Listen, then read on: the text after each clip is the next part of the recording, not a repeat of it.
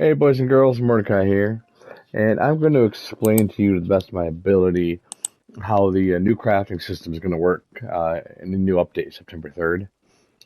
Now, as far as I understand it, um, it's pretty close to being released, but of course, everything's subject to change, so all of this is last I knew. Uh, Take a weapon like this, and it's got the first, second, and third star. Now, you are going to be able to scrap any weapon that you get, whether you craft it or whether you get it as a drop, and you will have a chance to get uh, either the first, second, and third star as a box mod, which once you use it, it's gone, or an even lower chance to get a plan to craft that box mod. So, um, so every time you craft something, either a low chance to get a box mod or an even lower chance to get the plan to craft that box mod. Once you get a box mod, let's say it is, I don't know, whatever it is, a quad box mod for this first star, you will be able to apply, let's say that this was a troubleshooters. And I like everything else but not the first star. You can apply that box mod with the cost of modules and other materials and replace that troubleshooters with the quad. And then now you have a fantastic railway rifle. Once you adjust it, though, it becomes bound and you can no longer trade it, which means you can't sell it. The whichever star, if you replace the first star, that will be the cheapest one. The second one's more expensive, and the third star is even more expensive. So if you could start with a weapon that has the second and preferably the third star that you already want, but it just has a crappy first star, that would be your best option. Now, a lot of people are suggesting that you use your modules right now to craft a buttload of legendary items so that when the update comes out, you can scrap them all to try to get the box mods and possibly the plans that you want. But as you can see here, it costs 3 legendary modules to craft this, which at the moment is the equivalent of 150 script. We'll get back to that.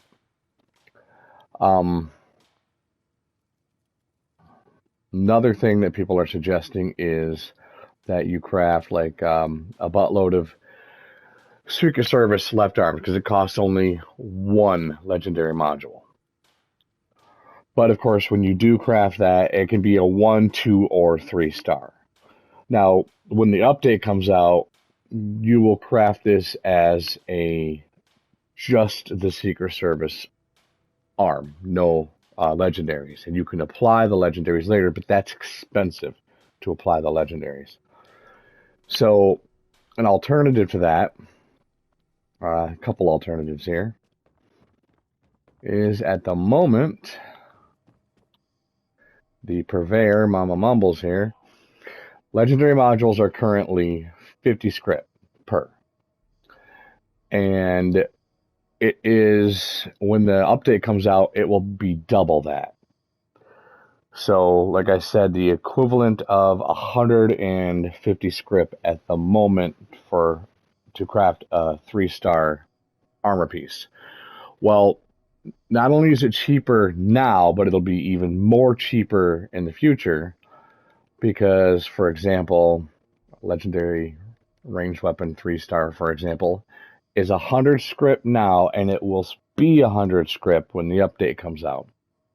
So it'll be random, which doesn't matter because when you when you pay 100 script to get a legendary ranged weapon, you'll get a random one. It'll have random legendaries on it, but when you scrap it, and if you have the chance to get the box mod, that box mod can apply to any weapon, like faster fire rate or less AP cost. Now, as far as like the difference between melee weapons and ranged weapons, there are different prefixes. I don't know if Bethesda's just going to let us make dumb mistakes and apply a melee weapon prefix to a ranged weapon one. That I don't know yet, but that will be the cheapest option, is to not just blow all your script now on modules, but maybe save some to roll for random ones, so you can scrap those.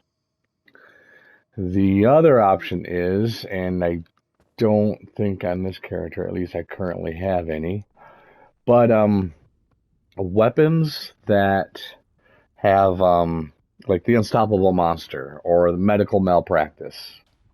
Wait, that's an armor workbench. Those come automatic with certain prefixes. Let's say like nuke launcher. Like I think medical malpractice has less AP cost as the third star prefix.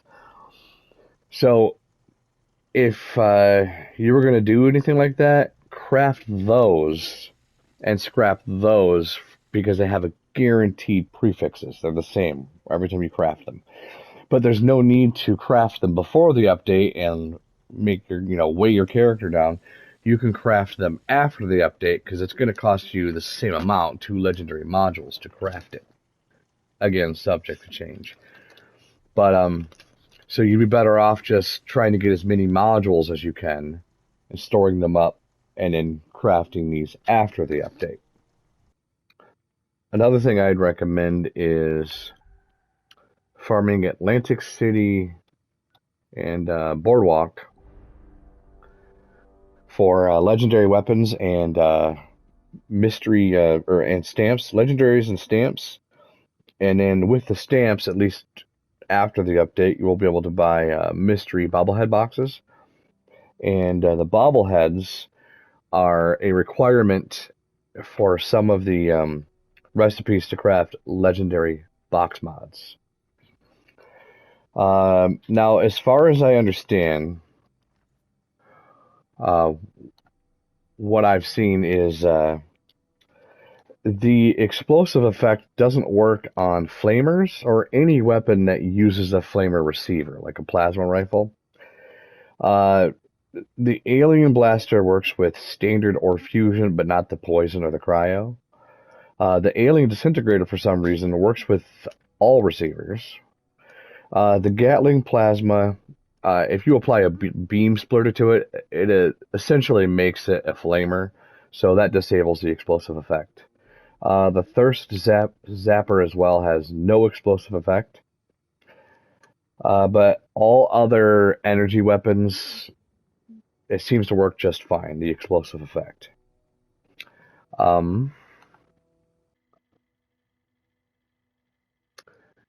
Now, after the update, one thing I'd recommend is, of course, saving up as many caps as you can, because the new update's going to cost a lot of money to do the milepost.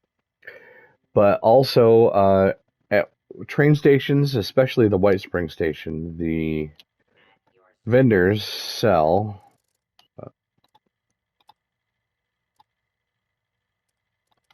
Let's see, what's it under? There we go, miscellaneous. The recall keycard circuit board, and this particular vendor sells 2. With the recall circuit board, you can go to a Tinker station, and then see quest items, and you can craft the Assault Trolton or Recall keycard. And with the materials on the right, take note that it takes stable fluorescent flux, and of course the circuit board, and you can craft the keycard. With the keycard, at the Pylon Ambush site, you can trigger the encrypted event, which can be, it has a 3-hour cooldown, so you could trigger it and then hop servers, trigger it again. That upon completion awards 5 modules, so that's going to be the best farm to get modules. Other events will give modules as well, but not as many as this one. This one gives you 5. So ultimately, the thing that I would recommend is, I know there's not much time left, farming legendaries, storing them on a mule, ones that have useful prefixes, saving up script and modules, and then the other thing I'd recommend is, see, for example, my chess piece here only has 2 stars. So, let's see here. The 3rd star on this one's not so good. That one's good. Not so good on that one either. So what I would recommend is not crafting to scrap later, but crafting to use. Right, a weapons bench. For example, here, Secret Service. My chest, it was only a 2-star. So in this case, crafting them until I get a 3-star at least, so that I don't have to pay through the nose to add a 3rd star. But crafting them until you can get a preferred 3rd star. That way you can add the 1st and 2nd star later. So craft it, hold on to it. Don't craft it for the purpose of scrapping it later. Because as we went over, there's better, cheaper options. But craft it to keep it, to modify it at a later date. Legendary cores will no longer be used in crafting. Where they once dropped during events, modules will drop from some events.